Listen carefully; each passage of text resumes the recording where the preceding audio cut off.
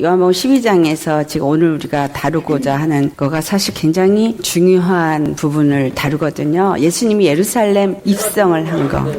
예수님이 예루살렘 입성을 하는 장면이 나와요. 그래서 우리 예루살렘 입성하는 장면에서 12절부터 15절까지 요한복음 12장 12절부터 15절까지 말씀을 같이 봉독하도록 하겠습니다. 그 이튿날에는 명절에 온 큰 무리가 예수께서 예루살렘으로 오신다는 것을 듣고 종려나무 가지를 가지고 맞으러 나가 외치되 호산나 찬송하리로다. 주의 이름으로 오시는 이 곧 이스라엘의 왕이시여 하더라. 예수는 한 어린 나귀를 보고 타시니 이는 기록된 바 시온 따라 두려워하지 말라. 보라 너의 왕이 나귀 새끼를 타고 오신다 함과 같더라. 아멘. 이 이스라엘 사람들이 종려나무 가지를 갖고 나와서 호산나 찬송하리라다. 주의 이름으로 오시는 이 곧 이스라엘 왕이여 하고 막 외치고 찬송을 해요. 예수님이 입성을 하실 때. 근데 거기에는 이 사람들이 잘못 생각하고 있는 것과 참 의미가 두 가지가 있어요. 예수님이 이 땅에 오셨을 때 호산나 찬송하리로다 하면서 이 사람들이 찬송을 한 것은 육체의 왕으로 그 이스라엘을 통치하는 메시아 왕으로 오시는 것을 생각하고 이 사람들이 찬송을 하고 너무 기뻐합니다. 왜냐하면 그것이 스가랴 선지자가 예언한 말을 그들이 믿고 기다렸기 때문에. 스가랴서 9장 9절에서부터 10절을 보면은 시온에 따라 크게 기뻐할지어다 그러면서 거기에서 하신 말씀이 9절 뒷부분에 보라 내 왕이 내게 임하시나니 그는 공의로우시며 구원을 베푸시며 겸손하여 나귀를 타시나니 나귀의 작은 것 곧 나귀 새끼라. 여기서 왕이 임하실 걸 얘기했기 때문에 이들은 조금도 의심 없이 그들 이스라엘의 왕으로 오셔서 다윗 왕과 같이 그들을 다스리시는 그러한 정말 태평성대를 이루고 모든 나라들 가운데 강성한 이스라엘을 세울 왕이 온다라고 생각을 하였고 그들이 지금 당하고 있는 그 로마에서도 구원을 받게 될 것을 기다렸고 그렇다라고 믿었다라는 사실이에요. 그런데 예수님이 우리에게 나타내 주시는 왕은 어떤 왕을 말씀하고 있습니까? 그것을 예수님이 우리의 왕이 되시기 위해서 오시는 그 부분이 어떻게 표현이 됐냐면 마태복음 21장을 가보시면 5절 말씀에 마태복음 21장 5절 말씀에 가보면 그 나귀를 탄 것을 멍에 매는 짐승의 새끼를 탔다 이렇게 표현하고 있어요. 그는 겸손하여 나귀 곧 멍에 매는 짐승의 새끼를 탔다. 근데 겸손하여라는 단어를 썼으면서 나귀를 탔다고 했고 멍에 매는 짐승의 새끼를 탔다. 그러니까 이 지금 나귀가 이스라엘 사람들한테 나귀는 어떤 일을 하는 거냐면 이 목에 멍에를 매고 근데 멍에를 매는 그 이유는 주인이 이끄는 대로 움직이는 게 멍에죠. 근데 이 나귀가 이 멍에를 매는데 그 나귀를 타는데 나귀의 새끼를 탔다. 그것이 주는 의미가 무엇이냐. 그것이 겸손하신 것이다 라는 것으로 연결이 되어져 있어요. 곧 말하면 이스라엘에게 멍에를 맨 짐승 그럼 그 사람들한테 딱 오는 게 뭐냐면 내가 부리는 짐승이에요. 그 부리는 짐승이 예수님을 그 등에 태웠다라는 거예요. 왕과 겸손함과 멍에를 매는 짐승의 새끼를 탔다는 거하고 이 연결을 같이 우리가 생각해서 살펴볼 것이 무엇이냐 하면 나귀는 일단은 짐승이죠. 나귀는 일단 짐승인데 예수님이 이 짐승을 탈 때 멍에를 맨 짐승을 탔다라는 거예요. 그런데 이 멍에를 맨 짐승은 누구를 말하고 있냐면 바로 우리 인생들을 말한다라는 사실. 우리 인생들이 멍에를 맨 짐승이에요. 자, 우리가 멍에를 맨 짐승이 이유는 우리에게 멍에를 매게 한 것은 바로 죄죠. 죄로 말미암아서 우리는 죄의 멍에를 맸어요. 그 죄의 멍에로 말미암아서 죄와 사망의 권세의 매인 자가 되었습니다. 죄와 사망의 멍에에 매인 짐승, 그 짐승이 예수님이 되셨다 이 말이에요. 이것이 이해가 잘 되셔야 합니다. 사실상 이 나귀를 탔다는 게 그냥 가볍게 그냥 지나가는 말인데요. 예수님이 이 땅에 오신 것과 나귀와 연관이 된다라는 거예요. 나귀는 나귀인데 멍에를 맸다. 근데 이 멍에는 바로 무엇을 상징하냐면 죄를 상징한다라는 거예요. 죄를 상징하는 이 멍에를 맨 나귀는 짐승이다. 그러면 이 죄를 맨 짐승, 그럼 우리 뭐가 생각이 나세요? 죄를 맨 짐승, 속죄제물이죠. 그렇죠? 이스라엘이 죄를 사하게 하기 위해서 하나님께서 율법을 통해서 주신 것은 이스라엘의 죄를 없애기 위해서 매 해마다 1년마다 속죄제물이 있어야만 했어요. 그 1년마다 속죄제물이 있게 한 이유는 바로 이 죄를 이 1년 된 속죄제물에게 전가시켜서 1년의 생명을, 이 1년 된 짐승은 1년의 생명을 갖고 있어요. 그래서 1년의 생명을 가지고 이 생명을 가진 짐승이 피를 흘릴 때 이 피는 1년 된 피죠. 그렇죠? 1년 된 피를 흘렸을 때 레위기 17장 11절에 있는 말씀처럼 피 흘림이 죄를 사한다. 그래서 1년 된 피를 흘렸을 때 죄를 사한다. 죄사함. 1년 된 짐승의 피가 죄를 사는데 생명이 1년밖에 없기 때문에 얼마 동안만 죄를 사냐면 1년 동안만 죄를 사요. 그래서 매 해마다 이 속죄제물을 잡아야만 되는 거예요. 속죄제물에 피를 흘려야만 되는 거예요. 멍에를 맨 나귀, 곧 죄를 가진 짐승, 그 죄를 짊어진 짐승을 말한다. 근데 죄를 짊어진 짐승을 타셨다라는 거예요. 그분이 그걸 타고 예루살렘의 양문으로 들어갔다고 나오죠. 그렇죠? 예루살렘을 입성할 때 양문으로 들어갔어요. 양문으로 들어간 이 양문은 바로 이 속죄제물이 들어가는 문이에요. 제물이 들어가는 문. 멍에를 짊어진 짐승, 나귀를 속죄제물이라고 한다면 이 속죄제물인 나귀를 탄 예수님은 바로 속죄제물로 양문으로 들어가셨다. 이 말이에요. 이해가 되시죠? 그래서 겸손이라고 말하는 그 겸손. 하나님이 천지를 지으신 왕이신 하나님. 이들이 생각하는 거는 왕으로 오실 것을 생각을 했어요. 육체의 왕으로 오실 걸 생각했죠. 이스라엘의 왕, 이스라엘의 통치자가 오실 걸 생각했어요. 그런데 예수님이 왕은 왕으로 오셨는데 겸손해지신 거예요.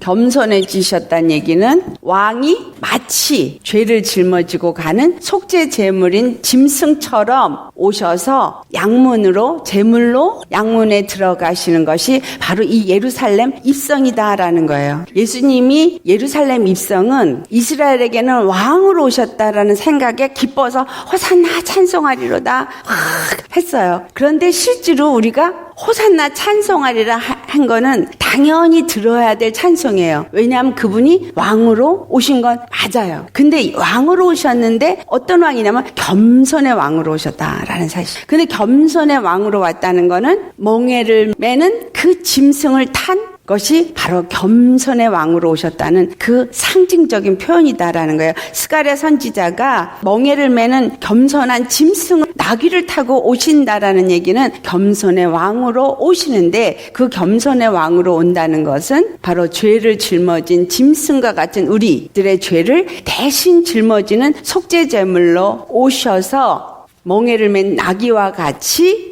오신 것을 바로 겸손의 왕으로 오셨다라고 말해요. 그래서 아직은 십자가에 죽지 않으셨지만 속죄제물로 오셨기 때문에 양문으로 예루살렘을 입성하실 때는 속죄제물로 이제 죽으시기 위해서 예루살렘으로 입성한 것이다 라는 거예요. 그리고 그가 겸손의 나귀를 타고 입성을 했지만 호산나 찬송하리라도 모든 자들에게 왕을 찬송하는 것처럼 종려나무 가지를 흔들면서 찬송을 받아야만 되는 이유는 뭐냐면 바로 그 입성은 속죄제물로 오신 입성이지만 죄를 사하고 만왕의 왕이 되어지는 입성이다라는 거예요. 죄를 사하고 만왕의 왕이 되어지는 그 승리를 이루기 위해서 오신 입성이기 때문에 찬송 받으시기 합당하다라는 거예요.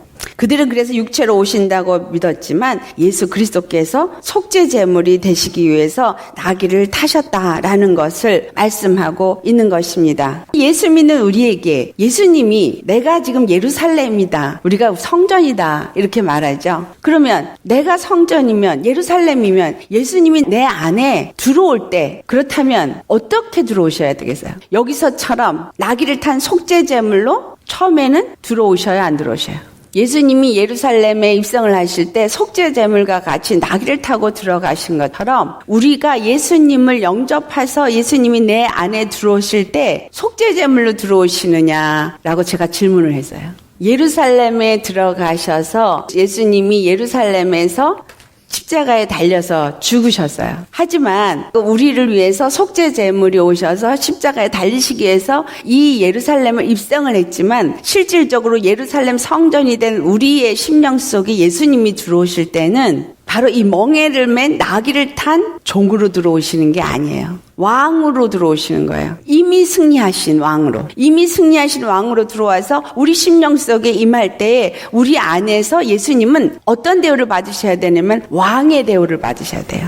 완전히 이 땅을 지배하는 왕의 대우. 그래서 우리가 예수님이 우리 안에 들어오면 여기 지금 호산나 찬송하리라 하다 다윗의 왕위를 가지고 오신 왕이시여 찬송하는 것처럼 우리 입술이 그와 같이 주님을 찬송해야 합니다. 예수님이 예루살렘을 입성은 하늘의 미랄이 땅에 떨어져서 썩기 위해서 오신 것이라고 이 요한복음 12장 24절에 말씀하고 있어요. 자, 요한복음 12장에서 내가 진실로 너에게 이르노니 하늘의 밀이 땅에 떨어져 죽지 아니하면 하늘 그대로 있고 죽으면 많은 열매를 맺는다고 하신 것은 예수님 한 사람이 떨어져서 죽은 것을 말하고 하늘의 씨가 땅에 떨어져 썩어질 때 그 하나의 씨로 인해서 한 나무가 자라고 그 한 나무에서 많은 열매가 맺어지는 것처럼 예수 그리스도 한 사람을 통해서 아담의 모든 죄가 다 사함을 받고 예수 그리스도 안에서 많은 아담의 후손들인 인류가 하나님의 구원하심을 받게 되어진다라는 것을 말씀합니다. 그래서 이 말은 우리에게 두 가지를 줘요. 다른 하나, 이 씨가 땅에 떨어져서 뭐가 돼야 돼요? 썩어야 돼요. 썩어야 되는 것은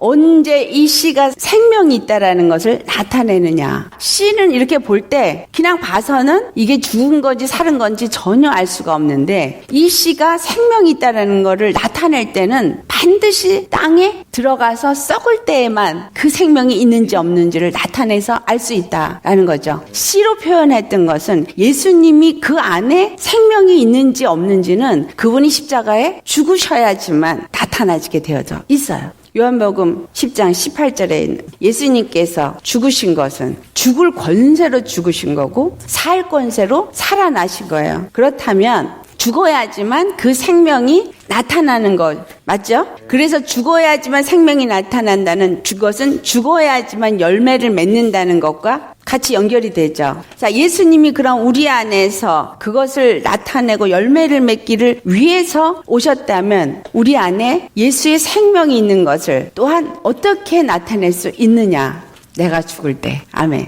예수님이 왕으로 오신 것을 어떻게 할 수 있느냐? 내가 죽을 때. 이게 지금 같이 연결이 되어져. 내가 죽는다는 것이 예수님이 왕으로 임하시는 것이고 내가 죽을 때 예수님이 왕으로 임하시면서 예수님 안에 있는 그 부활 생명이 내 안에서 열매를 맺을 수 있는 근데 그 열매가 바로 생명의 열매로서 내게서 맺어질 수 있게 한다라는 사실이에요. 그래서 내가 죽지 아니하면 예수님이 지금 하늘의 미랄로 땅에 떨어졌기 때문에 많은 열매를 맺게 하신 것처럼 내가 죽지 아니면 내 안에 바로 예수님의 생명이 있는지 없는지는 절대로 나타낼 수가 없다라는 사실이에요. 그래서 예수님을 믿는다라고 입으로만 나 믿습니다 해가지고 믿는 게 아니라 내가 죽어야 내 안에 있는 예수 부활 생명이 나타나 줄 때 내가 예수 믿는 자다. 그리고 예수님이 나의 왕으로서 내 안에 좌정하고 계시고 나는 그의 백성이 되어졌다라는 것이 증거가 되어진다라는 사실입니다.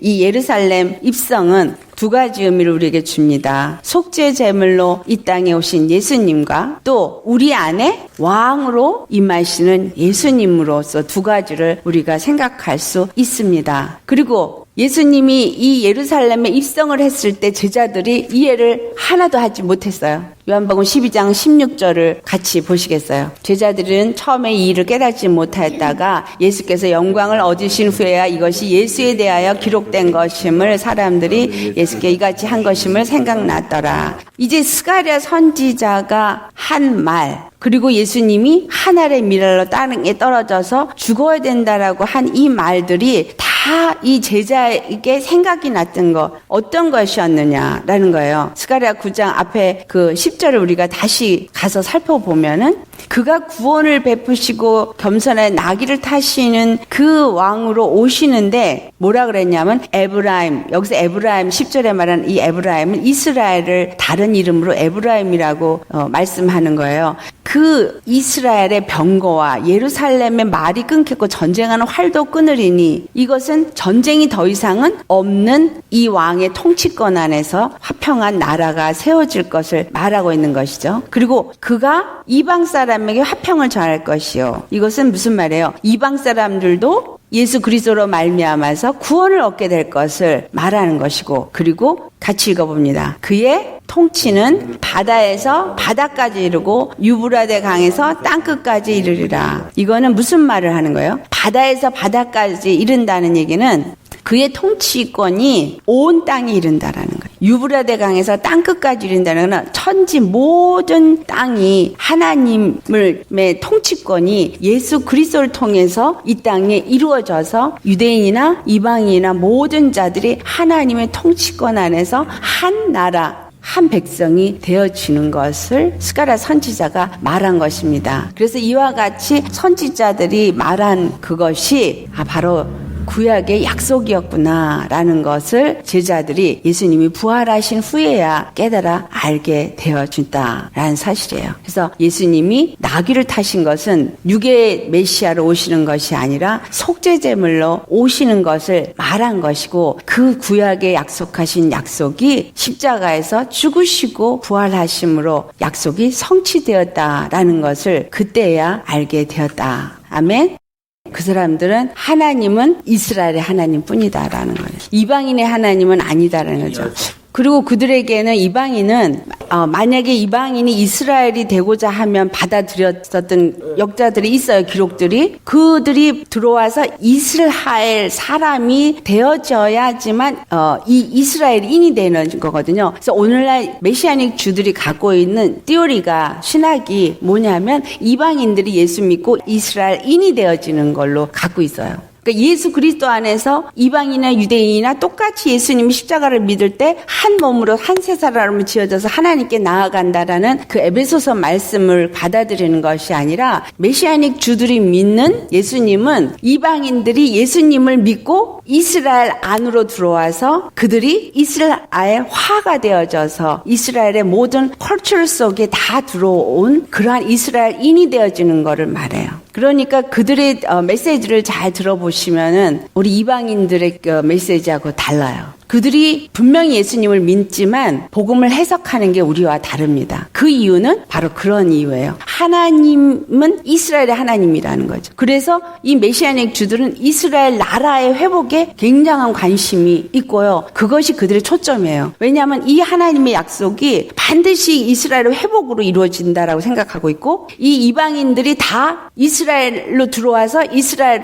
백성이 되어질 때 이스라엘이 세워진다라는 생각이죠. 메시아로 오신다는 이 스가랴 말씀이 성취가 되어졌다는 것이지, 사도 바울이 얘기한 에베소서에 나타나고 있는 교회론하고는 다르다는 거예요. 이방인들에게 말하고 있는 교회론하고는 조금 다른 개념으로 받아들이고 있다.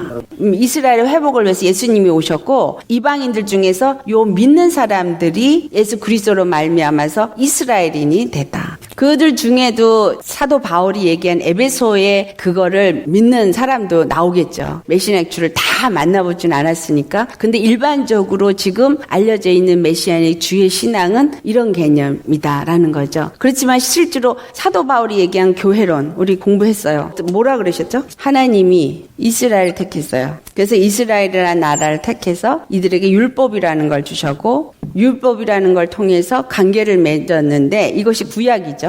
근데 신약에 와서 하나님의 계획은 만민 구원이거든요. 만민 구원인데 이 만민 구원은 이 율법을 통해서는 만민 구원이 이루어질 수가 없어요. 메시아닉 주들이 생각하는 그런 식으로 한다면 율법으로도 얼마든지 그거는 할 수가 있었죠. 이방인들 너희들 율법을 다 받아들여서 이스라엘인이 되면 되니까. 그래서 이방인들에게 복음을 전했을 때 사도 바울이 가서 전할 때 그들이 할례를 받고 막 그러니까 어찌하여서 너희들이 성령으로 시작했다 육체로 마치려고 하느냐라고 탄식했던 이유는 이유는 율법 없이 예수 그리스도의 십자가를 통해서 이스라엘과 이방인들이 한 몸으로 하나님을 이렇게 나아갈 수 있는 길을 만드셨다라는 것이 사도 바울을 통해서 주는 신약의 복음이거든요. 만약에 이 방법이 아니었다면 율법으로도 얼마든지 이방인들 너희들도 할례 받고 그리고 율법을 지켜라. 그러면 너희들도 이스라엘이 될 수 있어. 이렇게 할 수 있었다는 거예요. 그런데 하나님은 율법은 아니라는 거예요. 율법이 아니고 복음으로 예수 그리스도의 복음으로만이 모든 자들이 하나님 안에서 구원이 이루어지고 그래서 사도 바울이 얘기한 교회로는 예수 그리스도의 십자가를 통해서 예수 그리스도와 한 몸이 되어진 사람들만이 그리스도의 교회요. 그리고 하나님의 성전이다. 모든 민족, 이스라엘뿐만이 아니라 이방인들도 예수 그리스도의 십자가를 믿을 때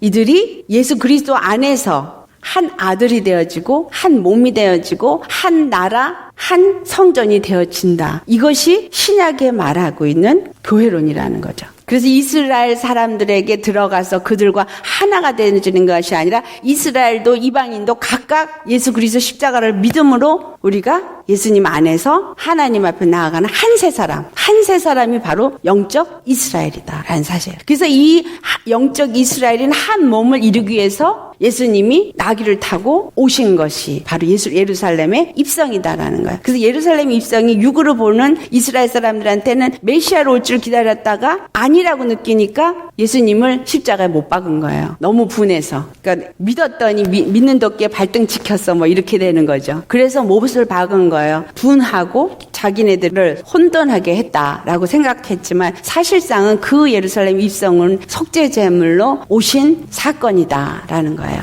예수님이 요한복음 2장에도 그랬고 마태복음 21장에도 그랬고 예루살렘 입성을 하고 난 다음에 하신 일이 뭐예요? 그 성전에 상을 다 뒤엎었단 엎었단 말이에요. 우리 안에 들어오셔서 교회 안에 들어와서 예수님이 들어오시고 우리 심령 속에 들어오셔서 하시는 일은 그런 그 율법적인 것들을 다 깨트려 부시는 거거든요. 어떤 행위적인 것들을 다 깨트려 부시고 그리고 사람의 방법이나 그런 의를 행한 것들은 다 깨트려 부시고 우리 안에 정말 온전히 하나님의 영으로 하나님의 성전으로 하나님의 나라로 세우길 원하셨다라는 사실이죠.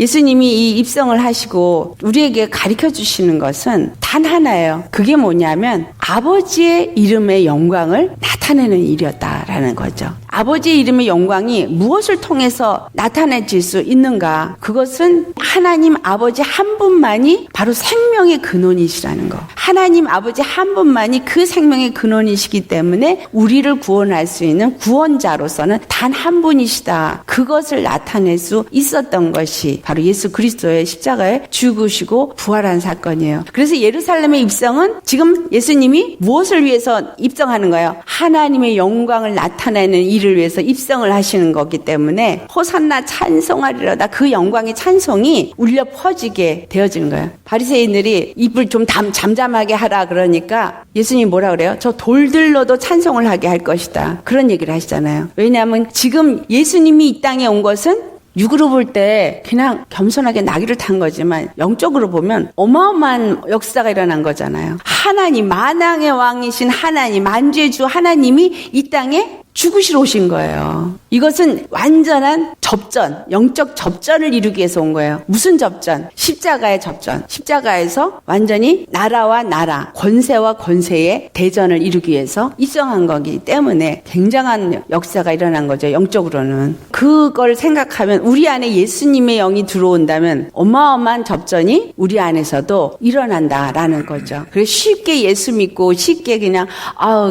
예수님 너무 좋아요. 그래가지고 그냥 그런 개념의 그 예수 영접이 아니라 정말 나라와 나라의 분리, 접전, 그래서 전쟁 속에서 나누어지는 역사. 그거를 창세기 1장에 물과 물이 나눠진다고 표현했고 빛과 어둠이 나눠진다고 얘기를 해서요. 이 하나님의 이름의 영광을 돌리는 일은 첫 번째 중요한 게 아버지의 뜻을 이루는 일이다. 요한복음 오늘 12장 말씀에 우리 계속 있는 것을 찾아보면서 살펴보겠습니다. 예수님이 요한복음 12장 27절에 하신 말씀이에요. 후반부에 뭐라고 말씀했죠? 내가 이를 위하여 이 땅에 이때에 왔다라는 말씀을 하죠. 무엇을 위해서 왔느냐? 이때에 이 일을 위해서. 이 일이 뭐예요?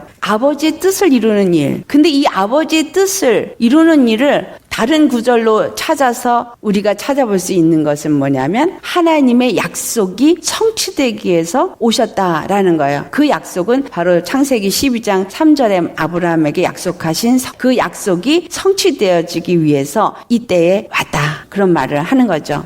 예수님이 이때에 그 일을 위해서 왔기 때문에 28절에 아버지여 아버지 이름을 영광스럽게 하옵소서. 예수님이 이 땅에 그 오신 이유는 아버지를 영광스럽게 하시기 위해서 온 것이다. 근데 무슨 영광? 하나님의 생명이 나타나는 영광. 그러니까 우리 안에서 우리가 아버지께 영광 돌리게 하옵소서, 우리 그런 기도 많이 해요. 그러니까 아버지께 영광 돌리는 일이 뭐냐? 하나뿐이에요. 뭐예요? 그 생명이 나타나. 그러니까 우리 예수 믿는 우리가 정말 예수 생명이 우리에게서 나타날 때 아버지께서 영광을 받으시는 거죠. 다른 거 없어요. 그랬더니 하늘에서 소리가 나서 가르되 내가 이미 영광스럽게 하였고 또 다시 영광스럽게 하리라. 예수님이 이 땅에 오셨을 때 이미 그 일은 시작이 된 거예요. 이미 빛 가운데 왔어요. 요한복음 1장에 뭐라고 말해요? 그것을 요한복음 1장 4절 5절 우리 찾아보시겠어요? 자, 4절 5절 같이 찾으셨으면 봉독합니다. 그 안에 생명이 있었으니 이 생명은 사람들의 빛이라. 빛이 어두움에 비치되 어둠이 깨닫지 못하더라. 예수님이 이 땅에 오신 것은 바로 빛이 어두움에 비춰진 거예요. 그러니까 빛이 어두움에 비춰질 때 어두움은 떠나갈 수밖에 없는 사건. 그러니까 분리되는 사건이고 자기의 영역을 빼앗기는 사건인 거죠. 그러니까 예수님이 이 땅에 오셨을 때 이미 하나님이 영광을 받으셨어요. 빛을 드러냈으니까. 예수님 자체가 이 땅에 오셨을 그 자체가 하나님의 영광을 드러낸 거죠. 그런데 이제 또 영광을 드러내는데 바로 그 빛 안에 생명이 있었다는 것을 드러낸 사건이 부활 사건이다라는 거죠. 그래서 예수님이 십자가에 죽으시고 부활하면서 하나님 앞에 완전히 영광을 돌리게 되는 일. 예수님이 그래서 12장 30절에 말씀합니다. 뭐라고 말해요? 이 소리가 난 것은 나를 위한 것이 아니요 너희를 위한 것이다. 왜 우리를 위한 것이라고 말씀하시느냐? 예수 그리스도를 통해서 만민이 구원하신다는 것을 알게 하시기 위함이다 라는 거예요. 그것을 요한복음 12장 32절에 다시 예수님께서 말씀하신데 내가 땅에서 들리면 모든 사람을 내게로 이끌겠노라. 그러니까 내가 십자가에 죽는 일만 하는 것이 아니라 땅에서 다시 들리면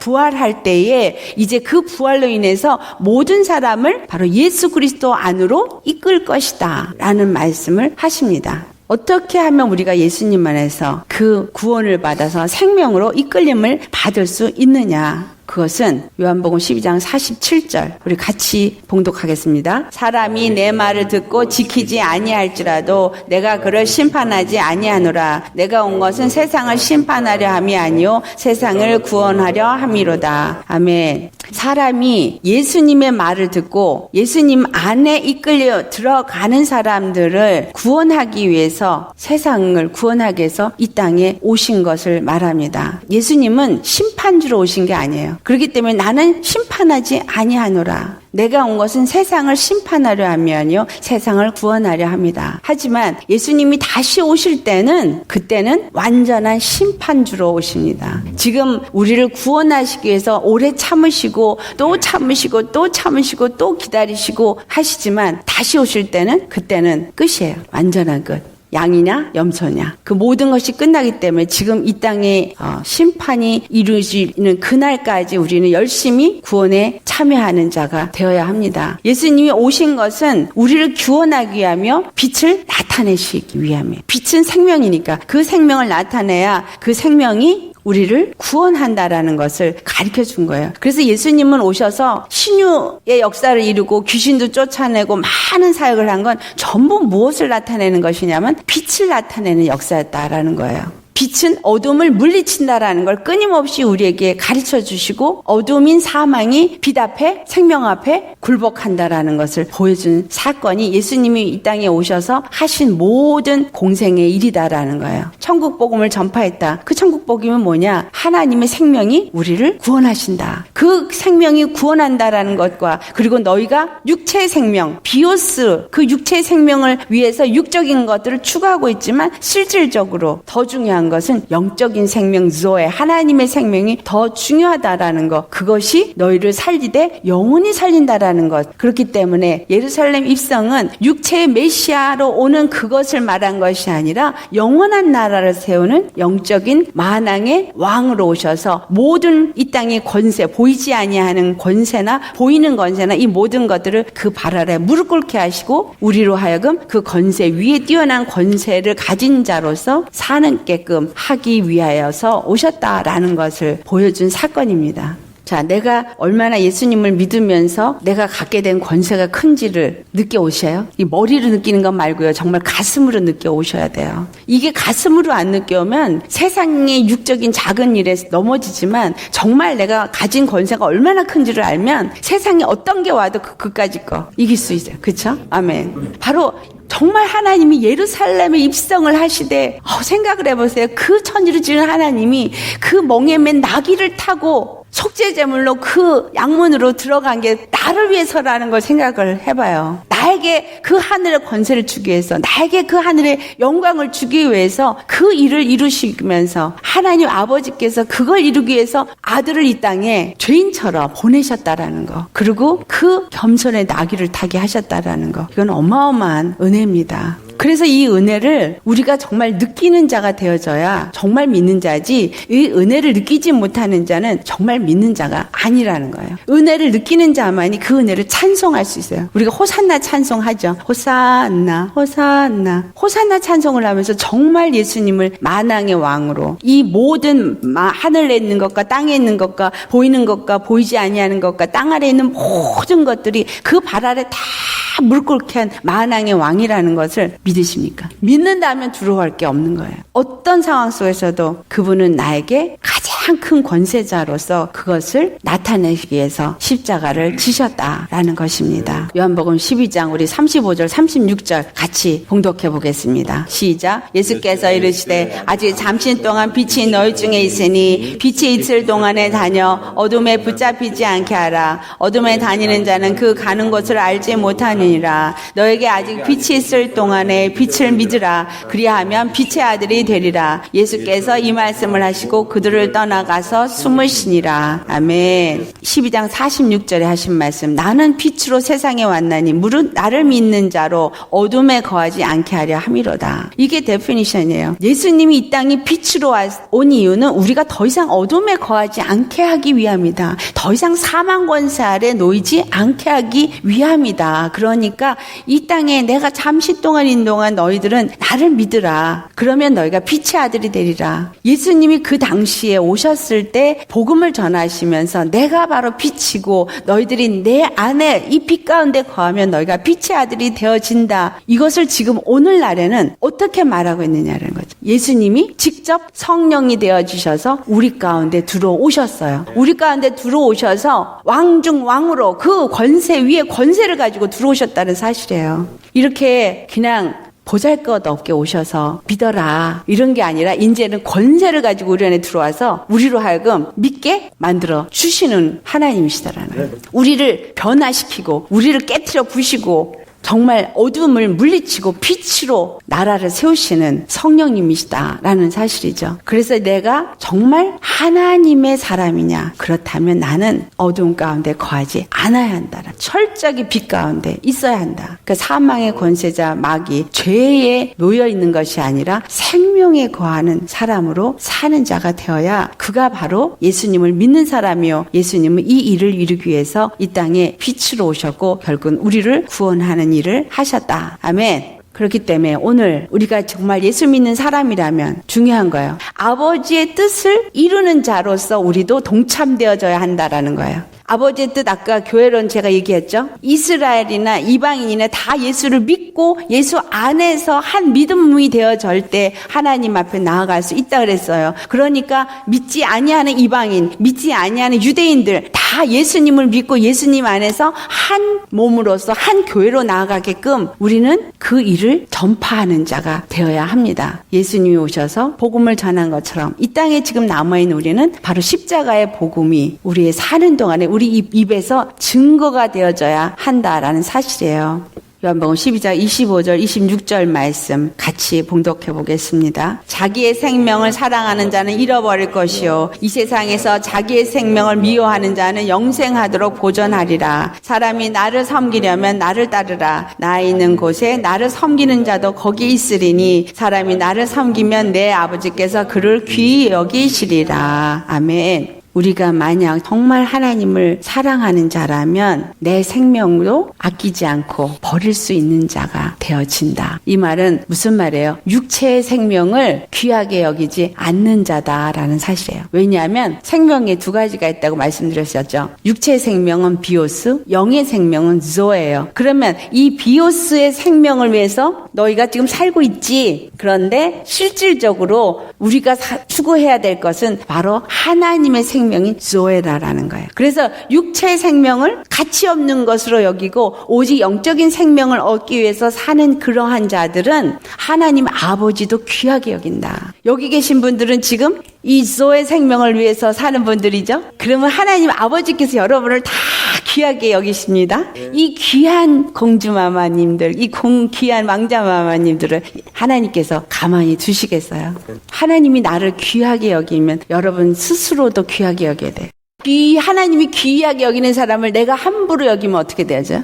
안 되죠. 왜냐하면 하나님이 귀하게 여기는 사람을 내가 함부로 여기면 하나님을 대적하는 거야. 자, 26절 한 말씀 뭐라 그랬어요? 나를 섬기려면, 사람이 나를 섬기려면 나를 따르라. 나를 섬기려면 너희들이 입으로만 하나님을 섬긴다 하지 말고 나를 따르라. 우리가 믿는다는 믿음. 이 믿음이 뭐예요? 믿음은 분명히 여기서 뭐예요? 육의 생명을 죽은 게 믿음이에요. 육의 생명을 죽은 거가 믿음이에요. 그리고 영의 생명인 조에를 따라서 이 생명을 얻기 위해서 사는 사람이에요. 그런데 예수님이 하신 일이죠. 예수님이 육의 생명을 십자가에 못 박으셨어요. 골로새서 2장 11절. 이것을 할례라고 표현해요. 예수 그리스도의 육의 몸을 벗어버린 할례, 십자가에서 죽으신 그것으로 인해서 내가 할례를 받은 자, 바로 예수 그리스도의 십자가에서 육의 사람은 죽고 영의 사람으로 살려고 하는 자가 바로 십자가의 할례를 받은 자예요. 이런 사람이 바로 믿음의 사람이다. 예수님이 육에 대해서는 죽은 것처럼 나도 육에 대해서 죽은 자가 되는 사람, 그 사람이 바로 십자가의 할례를 받은 사람이면 십자가를 내가 날마다 지고 예수님이 가신 길을 따라가는 자가 되어질 때 그가 바로 예수님을 섬기는 자다 이 말이에요. 예수님을 섬기는 자는 그러니까 무슨 사람? 믿음의 사람. 믿음의 사람은 예수님을 섬기는 거. 내가 지금 예수님을 잘 섬기기를 원해요. 그러면 이 섬김은 믿는 거예요. 그래서 하나님의 일은 믿는 거라 그랬죠. 하나님의 일은 믿는 거예요. 내가 하나님을 잘 섬기고 싶어요. 그러면 잘 믿으면 돼요. 근데 잘 믿는 게 뭐냐? 아, 육에 대해서는 죽고 바로 예수님이 지신 십자가를 지는 삶을 내가 사는 거. 육에 대해서 죽고 영에 대해서 사는 이 할례를 받는 거, 그게 믿음이다. 그러니까 남편 사랑이 잘 안 되는 거 육이 살아서죠. 그러니까 육이 죽으면 어떻게 돼? 아, 하나님이 저를 존귀 여기는 자다라고 생각하고 사랑하게 되어지면 그거는 뭐예요? 육에 대해서는 죽은 사람이고 영에 대해서 사는 자야. 네가 나를 섬기고 싶으냐? 찝니다. 믿으려고 노력하면 옆에 미운 사람 열심히 사랑하면 돼요. 우리 주님이 정말 우리에게 사도 바울을 통해서 아주 정확하게 또 듣게 하시고 주신 말씀이 로마서 8장 17절 말씀이에요. 같이 봉독해 보겠습니다. 시작. 자녀이면 또한 상속자 곧 하나님의 상속자요 그리스도와 함께한 상속자니 우리가 그와 함께 영광을 받기 위하여 고난도 함께 받아야 할 것이니라. 아멘. 십자가를 진다라는 거 자녀였다면, 너희가 정말 하나님의 자녀가 됐으면 상속자예요. 하나님의 상속자는 예수 그리스도, 하나님의 아들 한 분인데 그 예수 그리스도 안에서 우리가 아들이 되어졌기 때문에 우리가 상속자가 되어져서 하늘에 올라가면 하늘의 아버지께서 아들에게 주기로 한 그 모든 영광, 모든 권세를 다 똑같이 누릴 수 있는 상속자가 되어졌다라는 거죠. 그러면 그 영광을 얻기 위해서 예수님이 이 땅에 받은 고난 너도 함께 받아야 한다라는, 거저먹기 없다. 근데 우리 요즘 예수 믿는 사람은 다 거저 먹으려고 하죠. 육으로도 잘 나가고 영으로도 잘 나가고 싶어 해요. 그리고 왜 그래서 은사를 사모하는 거예요. 기름 부음 있다 그러면 가서 머리도 밀고 기도받고자 하고 은사 받고자 하는 건 뭐예요? 육도 잘 나가고 영도 잘 나가고 싶어서 하지만 그거는 잘못하면 사단의 영이 찾아와서 큰일 난다. 근데 육이 십자가에 죽으면 하나님의 성령은 우리 안에 저절로 찾아오셔요. 예수님이 오신 일은 바로 이 생명을 나타내는 일이고 빛을 나타내는 일이기 때문에 마귀를 멸하는 것이었어요. 그렇다면 우리도 마귀를 멸하는 일에 똑같이 행해야 되겠죠. 아멘? 요한복음 21장 31절에 뭐라 그래요? 예수님이 이제 예루살렘에 입성을 하면서 나타났기 때문에 이제 이 세상에 대한 심판이 이르렀다. 이 세상 임금이 쫓겨나리라. 자, 예수님이 예루살렘에 입성을 하면서 사단이 쫓겨났고 세상 임금이 심판을 받게 되면 예수님이 우리 심령 속에 임하면 우리 안에 있는 사단은 쫓겨나야 되고 빛의 나라가 임해야 되는 거예요. 요한일서 3장 8절 말씀 우리 같이 봉독합니다. 죄를 짓는 자는 마귀에게 속하나니 마귀는 처음부터 범죄함이라. 하나님의 아들이 나타나신 것은 마귀를 멸하려 하심이라. 아멘. 그래서 우리가 죄를 지으면 우리가 생각하고 있는 죄는 어떤 육적인 그 자범죄를 얘기를 하는데 예수님은 거기에다 더 강력하게 말씀해서 생각과 마음으로만 음욕을 품기만 해도 가늠한 죄라 그랬어요. 이 말은 죄의 근원이 우리 마음에 있는 걸 말씀하고 있는 거예요. 마태복음 15장 19절에서 20절을 봐도 모든 살인, 탐욕, 무슨 미워하고 거짓하고 원망하고 이런 모든 것들이 우리 마음에서부터 나온다 그랬거든요. 그래서 이 마음에 누가 주인이냐 그거를 주님은 말하기를 원하시는 거예요. 정말 내가 이제 예수님 안에서 그 상속자로서 예수님께 동참된 자라면 우리 마음 안에 절대로 이 사단이 죄를 짓는 자가 우리 마음에 있게 해서는 안 된다라는 거예요. 반드시 그 마귀를 내쫓아야 돼요. 아멘. 그래서 내 심령 속에 있는 마귀도 내쫓아야 되고 내 상황에서 나를 괴롭히는 것도 쫓아내야 되고 하나님의 권세가 우리 안에 임했기 때문에 이제는 그 권세를 사용하는 자로서 쫓아낼 수 있는 그런 자가 되어야 하지만 그가 바로 하나님의 상속자인 것입니다. 그래서 우리가 살펴볼 게 뭐냐? 요한복음 12장 37절로부터 40절에 있는 말씀을 보면은 예수님께서 뭐라고 말씀하시냐? 그들 앞에 많은 표적을 행하였는데 37절에 말하죠. 그를 믿지 아니했다라는 말씀을 해요. 예수님 앞에서 많은 표적들을 행하였지만 그들은 믿지 않았다라는 거예요. 왜 그들이 믿지 아니했느냐? 요한복음 12장 43절에 말씀을 해요. 43절에 함께 43절만 읽어보시겠어요? 시작. 43절 시작. 그들은 사람의 영광을 하나님의 영광보다 더 사랑하였더라. 아멘. 사람의 영광을 하나님의 영광보다 더 사랑했기 때문에 그 42절을 보면 관리 중에서 예수님을 믿는 자들이 많았지만 그런 것들을 드러내려고도 하지 않았다라고 말하고 있어요. 내가 예수님을 믿는 티를 안 내고 믿어졌지만 그리고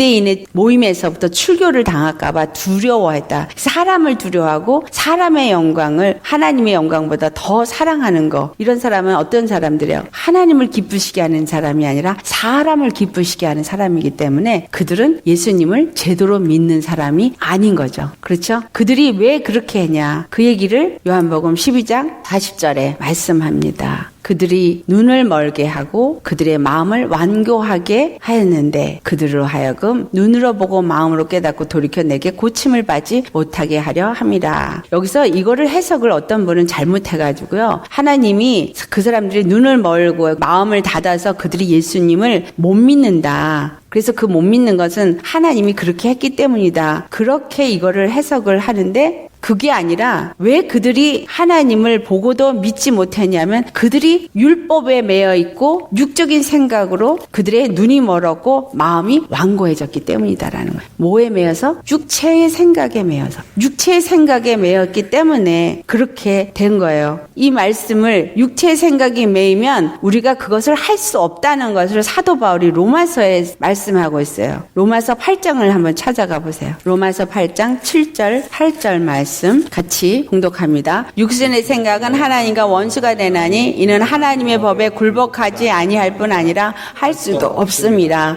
육신에 있는 자들은 하나님을 기쁘시게 할 수 없느니라. 아멘. 육신의 생각을 하는 사람은 하나님과 원수가 되니까 완악해져서 하나님의 법에 굴복할 수가 없는 거예요. 율법을 가지고 있다고 해도 율법을 제대로 지키지도 못하고 또 복음을 복음으로 받아들여서 거기에 순종하는 자가 되지 못한다. 그래서 십자가를 짊어지고 나를 따르라 한 거를 지키지 못한다면 뭐에 매여 있기 때문이에요? 육적인 생각에 매여 있기 때문에. 육적인 생각이 나로 하여금 눈을 멀게 하고 그래서 영적인 거를 분별하지 못하게 하고 내 마음을 완고하게 하기 때문이다 라는 거예요.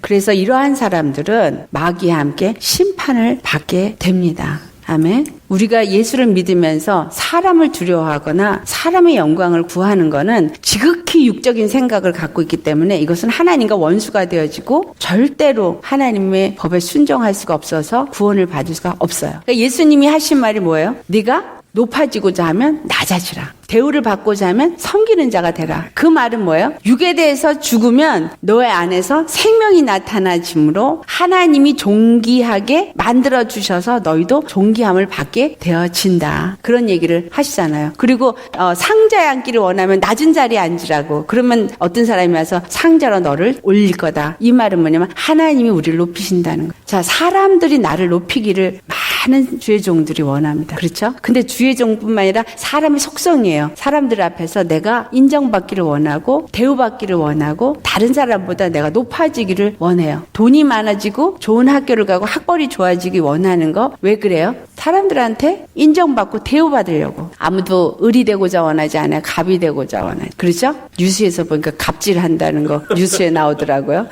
이 왜? 돈이 있으니까 그 돈이 있는 걸 가지고 휘두르는 거예요. 그래서 돈이 있기를 원하는 거예요. 사람들이 지금 만머니즘이 왕성해지는 이유는 뭐예요? 돈이 있으면 못할 일이 없어. 그렇게 말해요. 근데 돈이 있어도 못하는 거 있어요. 영혼을 살리는 일. 절대로 못하죠. 그러니까 목사님들이 돈이 있고 큰 교회가 있으려고 하는 건 뭐예요? 목사들 중에 높아지려고. 이거 대단히 위험한 일이죠. 이런 자들은 어떤 자가 되냐? 요한복음 3장 18절 19절 말씀을 보면은 믿는 자들과 믿지 아니하는 자들 얘기를 하는데 믿지 아니하는 자는 벌써 심판을 받은 것이다 라고 말해요. 근데 오늘 교회 다니고 목사가 된 사람은 당신네들이 다 믿는다고 생각을 하죠. 그런데 정말로 믿는 자는 오늘 여기 우리 말씀을 나눈 걸 보니까 십자가를 진 자가 믿는 자야. 자기 육에 대해서는 죽어진 자가 믿는 자다라고 분명히 데피니션이 만들어지잖아요. 그러면 육에 대해서 죽은 자는 섬김을 받으려고 하는 게 아니라 섬기는 자다. 그래서 예수님이 이 땅에 오셔서 예루살렘 입성한 것은 우리에게 무엇을 보여준 거예요? 겸손의 섬김을 보여줬고 그 겸손의 섬김이 십자가에 죽기까지 낮아졌기 때문에 하나님이 그 안에 있는 생명이 드러나게 해서 보좌에 앉히셔서 만물을 그 발 아래 복종케 하여 주셨다라는 이 어마어마한 진리를 우리에게 말씀하고 있는 것입니다. 그래서 우리가 말씀에 순종할 때 하나님이 우리를 높이신다. 세상에서는 정말 아무것도 없는 부족하고 낮아진 자일지라도 하나님의 말씀이 영생인 줄을 알면 우리는 그 말씀 앞에 순종하는 자가 되어집니다. 아멘. 요한복음 12장 48절에 있는 말씀. 무엇이 우리를 심판한다고 말해요? 같이 봉독합니다. 나를 저버리고 내 말을 받지 아니하는 자를 심판할 리가 있으니 곧 내가 한 그 말이 마지막 날에 그를 심판하리라. 아멘. 그 말을 받지 아니하는 자들이 그 말씀 때문에 심판한다고 그러는 거예요. 내가 아무리 믿는다고 교회를 평생을 다녔어도 성경 말씀에 지금 정확하게 믿는 자가 아니면 심판을 받는다는데 믿는다는 건 섬기는 거였고 섬기는 것은 바로 예수님이 가신 그 길을 따라가는 거고 십자가에 내가 육에 대해서 죽을 때에 믿음으로 인정을 받으니까 우리는 날마다 예수님의 말씀을 두고 십자가를 지는 순종하는 길을 가야 되겠죠. 그래서 아버지의 말씀대로 순종하는 것, 이것이 바로 우리가 이 땅에 사는 동안에 해야 할 일인 것입니다. 요한복음 12장 50절 말씀 다 같이 봉독합니다. 나는 그의 명령이 영생일 줄 아노라. 그러므로 내가 이르는 것은 내 아버지께서 내게 말씀하신 그대로니라 하시니라. 예수님이 하신 말씀들을 우리는 잘 새겨야 할 것은 예수님의 말씀이 곧 나에게 한 말씀이고 내가 어떻게 살아야 할 것인가를 말씀하신 것입니다. 그래서 그의 명령이 영생이다. 그의 명령이 나에게 생명을 주는 것이고 그의 명령이 나를 살리는, 영원히 살리는 것이라고 생각한다면 그의 말씀에 우린 절대적으로 순종을 할 수밖에 없는 것입니다. 예수님이 십자가를 지신 건 절대적인 순종이었어요. 우리가 십자가를 짊어지는 것, 바로 그것은 영생을 얻기 위함이다. 십자가 지겠어요? 안 지겠어요? 져야죠. 왜냐하면 그게 영생이니까. 만약에 이 땅에 육체가 사는 것이 다라면 그거 안 해도 되죠. 왜 그 짓 해요? 저는 육체가 끝이라면 전 교회 안 나가요. 왜 교회 나가요? 그죠? 실컷 즐기다가 죽지. 근데 정말 하늘의 영생의 하늘의 영광은 이 땅의 것과 좋게 비교할 수 없기 때문에 이 땅의 것 다 버려도 하늘에 가서 가장 큰 영광을 얻을 수 있기 때문에 버릴 수 있다라는 거예요. 어떤 사람들이 나를 정말 짓밟을 때 딱 뭘 생각했냐면 두 가지 생각했어요. 욥하고 예수님. 나는 아무리 지금 이렇게 비참하게 저들이 나를 짓밟아도 그래도 욥보다는 낫다. 또 하나는 예수님 존귀하신 하나님이 그렇게 조롱당하셨는데 내가 정말 예수 믿는 자라면 세상이 나를 미워했으니까 너희도 미워한다고까지 했는데 같은 예수 믿는 사람, 같은 주의 종이 나를 괴롭힐 때 그랬어요. 내가 지금 핍박을 받는 건 내가 예수님께 속한 자이기 때문이다. 저도 하나님이 택한 자인데 저를 불의의 병기로 쓰기까지 하나님이 나를 십자가에 죽는 거를 시험하고자 저를 사용했으니 얼마나 저가 정말 나 때문에 불의의 병기의 역할을 하는 자가 됐나 싶으니까 너무 그 사람한테 미안하고 그리고 감사하고 그랬어요. 하나님이 내가 네 남편을 너를 훈련시키기 위한 불의의 병기로 사용했다. 그런 얘기도 하신 적도 있었어요. 그래서 내가 너무 미안해서 우리 남편한테 더 잘해줘야지 라고 생각했거든요. 네 남편은 무조건 넌 사랑해줘야 된대. 무조건적으로. 다 내 탓이야. 내가 부족해서 그런 거예요. 다 나 때문에 괜히 옆에 있는 사람들이 고생을 합니다. 우리 그래서 옆에서 누가 나를 괴롭히면 정말 내가 이렇게 부족해서 그렇구나 라고 생각하시고 주님 앞에 더 엎드리시기 바랍니다. 다음에 우리 오늘 예수님이 예루살렘 입성에 대한 진리를 잘 깨달아 알으셨나요? 네, 예수님이 지신 그 길, 가신 십자가의 길 우리도 가야 합니다. 그래서 열심히 십자가의 날마다 죽고 겸손한 자가 되시기를 예수로 축원합니다. 세상 살면서 억울해서 할 말 많거든요. 그런데 그것도 예수님도 억울한 일 많고 할 말 많았지만 그걸 다 참으셨어요. 그래서 우리도 정말 그와 같이 예수님 가신 그 길, 내 죄의 멍에를 짊어지기 위해서 속죄제물로 오신 그 예수 그리스도를 생각하면서 우리도 정말 잘 인생길을 가시고 영생에 이르시기를 예수 이름으로 축원합니다.